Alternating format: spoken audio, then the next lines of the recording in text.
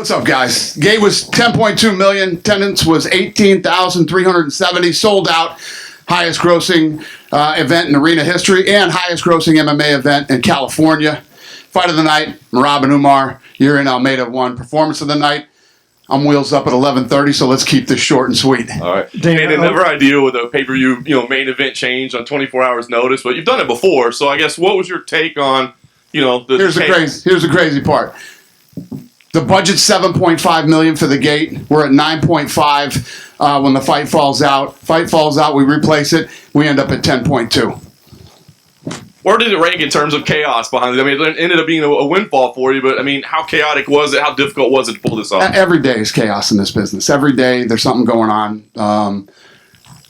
Nobody pulls it off better than we do. Islam goes out there and dominates in the main event. I just want to get your thoughts on his performance and being willing to take this challenge. Incredible, both guys. I mean, for Moicano to step up and accept this fight on short notice, and obviously, for the champ. I told you, I said it publicly.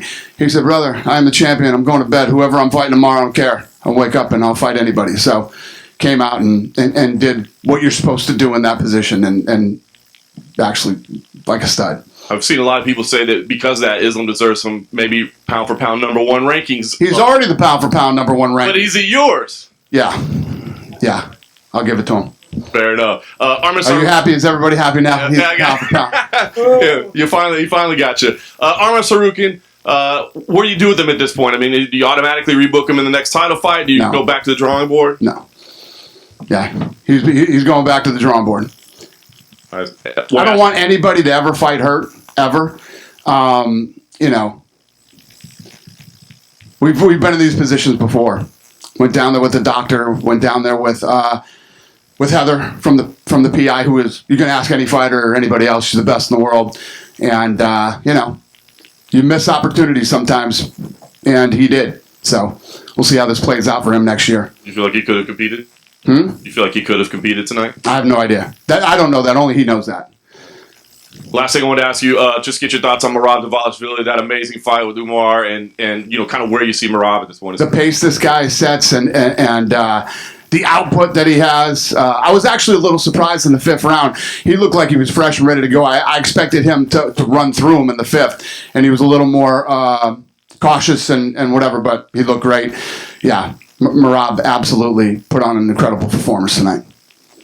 Dana, do you feel like you have a problem at the bantamweight division? Because who fights this guy right now? When you look at it, nobody really matches up well with him. Nobody can manage that pace. Like, what do you do in that division to come up with a really good contender at this point? Yeah, I think we feel that way when guys come off great performances like he has. But we'll see. We'll see what's next. There's always somebody next. And in terms of Islam, and you saying you think he's #1 now, like you had gone for years with Jones because of the longevity. What did Islam do in this fight and maybe his previous fight that you looked at and said that puts him #1? Yeah, I mean, Islam was willing to fight anybody. He stayed active, and he went out tonight and performed the way a guy should on a short notice fight when you are the best in the world and you're the champion. Yeah.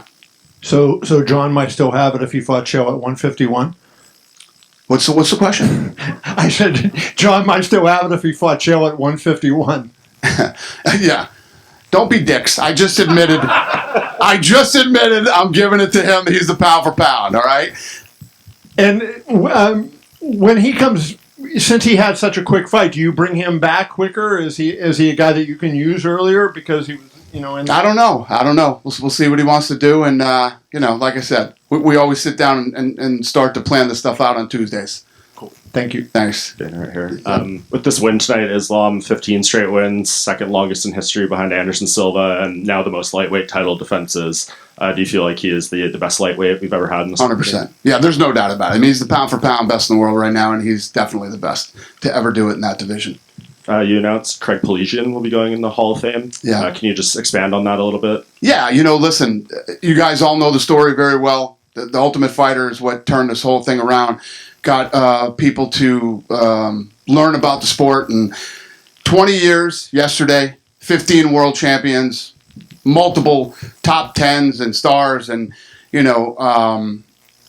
Craig deserves to be in the Hall of Fame. And looking back on the, you know how I feel about season 1 of The Ultimate Fighter. So it's cool. And then tonight to look to the left and see Chris Lieben judging fights over there too. Yeah, cool week. Yeah, and he went with DC and Chael as the tough coaches for the next season. Yeah. Obviously, they won't be fighting, so it's kind of the thinking of how that will work. Yeah, you know, you always want people that are going to add value, be able to, you know, teach these kids that come in something new. Both those guys are great. Plus, I'm sure they'll both be great TV too. And what do you do kind of with Yuri going forward, right? He has the 2 losses, but he beats another former champion in Jamal Hill. There's not too much room in the rankings between him and the top. What do you feel like he has to do to maybe get that 3rd fight with Alex if Alex continues to defend? Yeah, I don't know. We'll see. We got to see how this plays out with Alex now. And I doubt people don't not want to see that fight again. So we'll see how it plays out. And just 2 more outside of tonight. Patricio Pitbull, the longtime Bellator champion, Yeah. he got a unconditional release from PFL, and he says he badly wants to fight in the UFC. Are you interested in bringing him into the featherweight division? I don't know. I'll talk to the boys about that, and we'll see where we're at. Another one is Aaron Pico. Ali Abdelaziz said his exclusive negotiation window, I think, ends this week. I definitely know the boys are interested in him. Yeah. And to look ahead to the next pay-per-view, UFC 312, where does Khamzat Chimaev fit into the middleweight division? Do you think he'll get the winner of Strickland and Duplessis, or is he going to fight again before a title shot? Yeah, I think he probably gets the next shot. Thank you. Dana, right over here. Yep. So Grant Dawson said he's hoping for a Beneil Dariush fight, that was kind of being talked about. Can we confirm that, or is that anywhere close to being confirmed? Don't know yet. All right. Who impressed you the most tonight?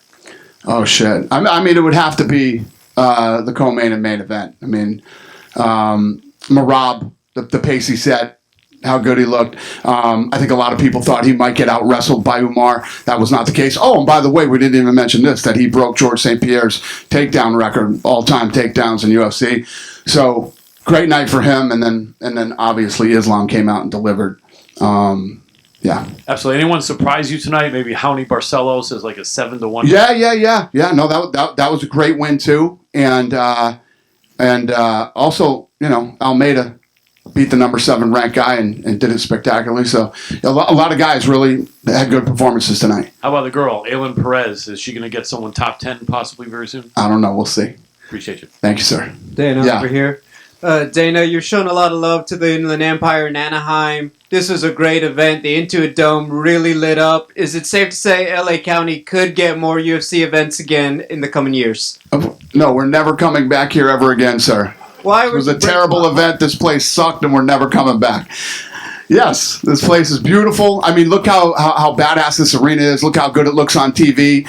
You know what? I'll tell you what I love tonight. So many people came up to me tonight and said, "Thank you for not pulling this fight out of LA. LA needs this, and we needed this." And obviously, when you look at the gate and everything about tonight was awesome. And yes, we will be back to LA.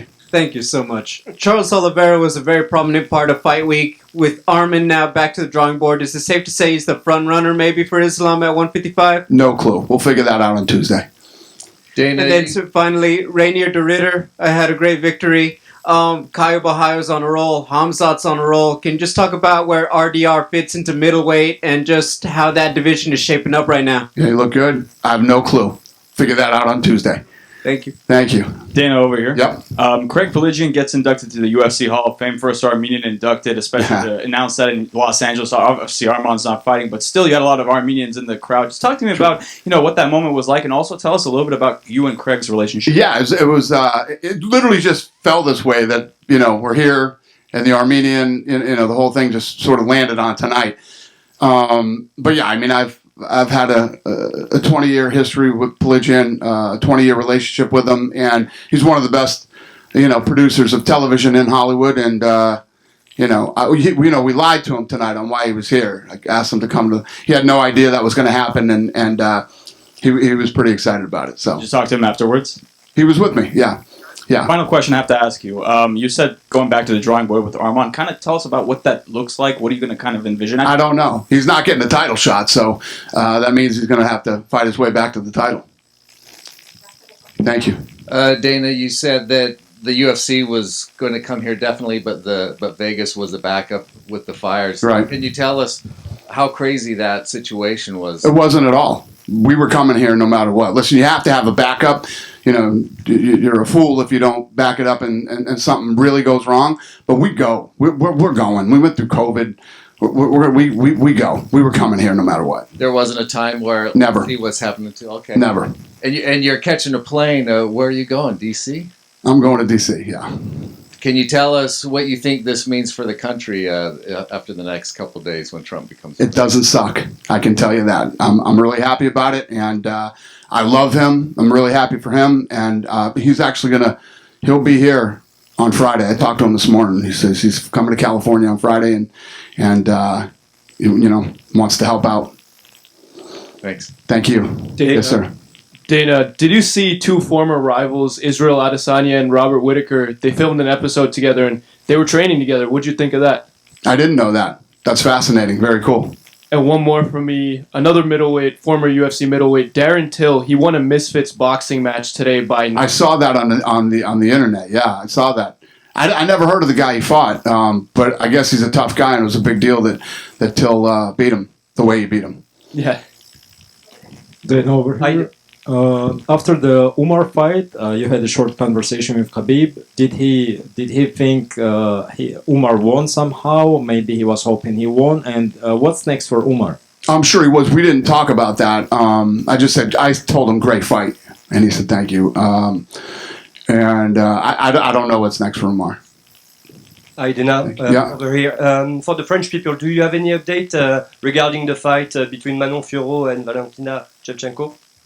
What's the question? For the French people, Yeah. for the title between Shevchenko and Manon Fiorot, is there going to be a fight? Did we announce it? No? That was the question. Okay. We'll announce it. When we do it, we'll announce it. Thank you. Dana, right here. Yeah. After Merab was announced as the winner, he walked straight to you and had some words that he shared with you. Yeah, he and I have had kind of a goofy relationship. So he was just saying, listen, I love the UFC. Thank you for everything. And he was going crazy. I said, talk to Joe. You and I will talk later. So, Well, when you say goofy relationship, what? It's been pretty public how goofy our relationship is. He's done some things that I didn't love, and I don't dislike him at all. It's just we've had some moments.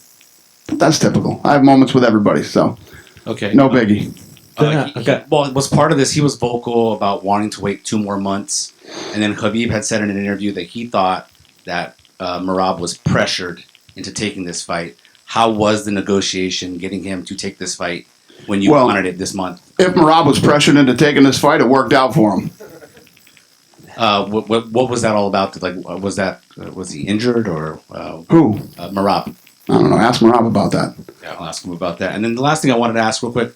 Toward the end of last year, you had said that you had a meeting that you were going to have to fix the UFC rankings, and we never really followed up or heard from you what that meeting was. Can you tell us what those plans are? We're still working on it, and actually, we should be announcing that next few weeks, right? Yeah, like 2-3 weeks.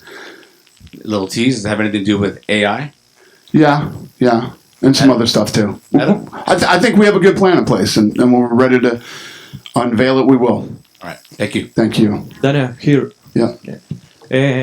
Dana, los mexicanos están un poquito acostumbrados, la afición mexicana acostumbrada a ver a algún peleador mexicano en este tipo de eventos. Un mensaje para esa gente con respecto también a lo que se viene este año para los peleadores mexicanos. You know, all the Mexican people are so used to actually having Mexican fighters at an event like this. Against Means, California.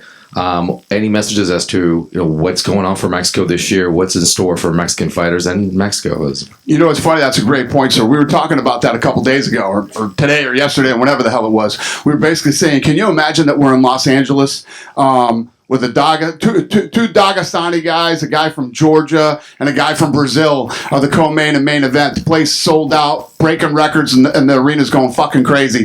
This was unheard of. You know, you would have had to come here with De La Hoya or some boxers from Mexico back in the day, but it's just a testament to how much the sport has grown and how you don't have to have guys from certain areas to roll into different cities. It's actually fascinating.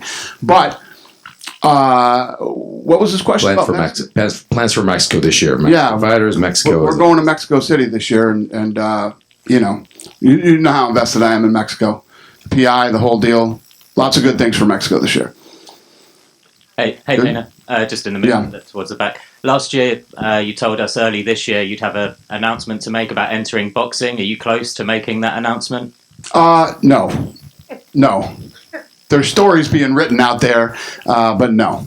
In the New York Times with a boxing league with Turki Al-Sheikh. Yeah, I saw that article. What did you make of it?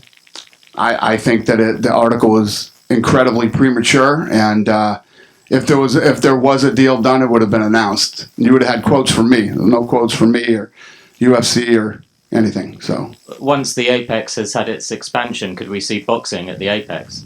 I think you can see a lot of things at the Apex after the expansion. The Apex is going to be badass when it's done. It's like a $26 to $30 million expansion, so it's going to be very nice. Looking forward to seeing it. Thank you, sir.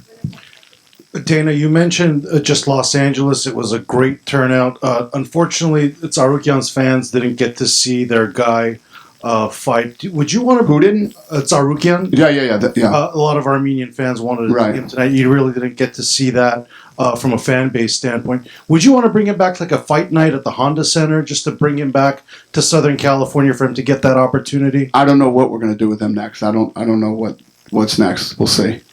I'm sitting right here, right now. I have no idea. Cool. Good night, everybody. Thanks.